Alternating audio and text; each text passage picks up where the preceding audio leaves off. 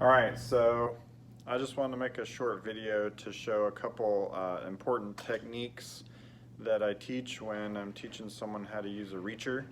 For the most part, it's pretty intuitive picking up items with a reacher, but sometimes you run into a couple issues, and there's two common ones that I see people struggle with the most, so I try and teach those. So I'll show you those. I've got them here on the floor. So the two most common issues I have are thin flat things and large containers that where there's no edge sticking up, where all the edges are on the ground. These reachers here that are this style are actually quite nimble. You can pick up most anything if you have the right technique. I've been able to even pick up something as small as a toothpick with the tip there, and things up to 3, even 4 pounds sometimes, depending on how large it is. If it's really large and bulky, it may not be able to hold on to it, but if it's small and round and it can get a good grip on it, it may be able to pick something up to 4 pounds. Typically 5 is a little bit more than it can handle.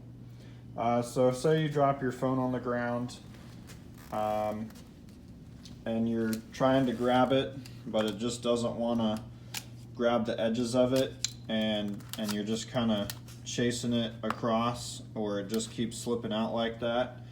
The best thing to do is to push it up against something. So if you have good balance and you can put one foot on the other side of it and push it up against that, great.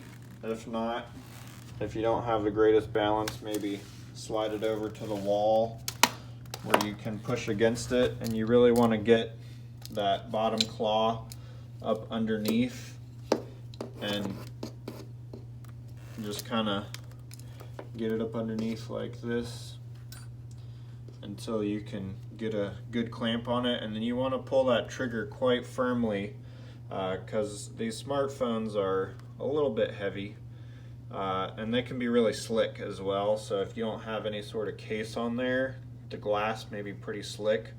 So I pull that trigger pretty firmly, and then you can pick it up, put it on the counter where you can reach it.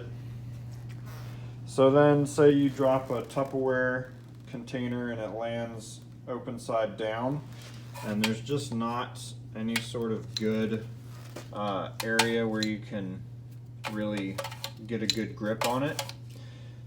Sometimes cups will do this too, but if it's just too wide to get a good grip on, the easiest thing to do is tip it onto its side so you can grab the edge.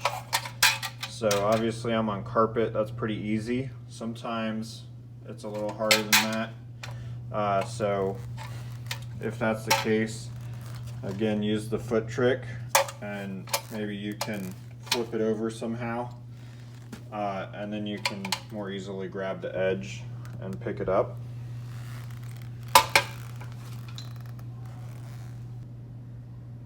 So that's my short little tutorial.